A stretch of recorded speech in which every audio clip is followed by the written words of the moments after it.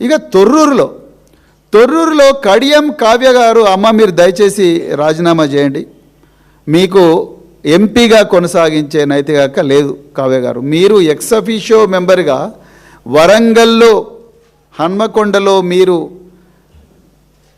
Register చేయించుకొని మళ్ళా సడన్గా తొర్రూరు ఎట్లా చేయించుకుంటారు?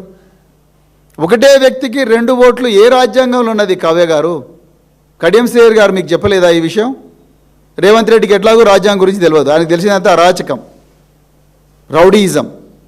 మరి ఒకటే ఎంపీకి 2 ఎక్స్ అఫీషియో ఓట్లు, లేకపోతే 2 చోట్ల ఎట్లా ఉంటుంది? ఒక దగ్గర మీకు ఓటు ఉంటే 2వ దగ్గర డిలీట్ చేసుకోవాలన్న కనీసమైన ఇది ఉండాలి కదా. రేపు పొద్దున నా ఓటు ఈరోజు కాగజ్ నగర్ నుంచి నేను నార్సింగ్కి షిఫ్ట్ చేసుకున్నా, నార్సింగ్ నుంచి కాగజ్ నగర్ షిఫ్ట్ చేసుకున్నా, ఒక దగ్గర ఓటు వస్తే ఇంకో దగ్గర ఆటోమేటిక్గా డిలీట్ అయిపోతుంది. మీ దగ్గర 2 ఓట్లు ఎట్లుంటాయి?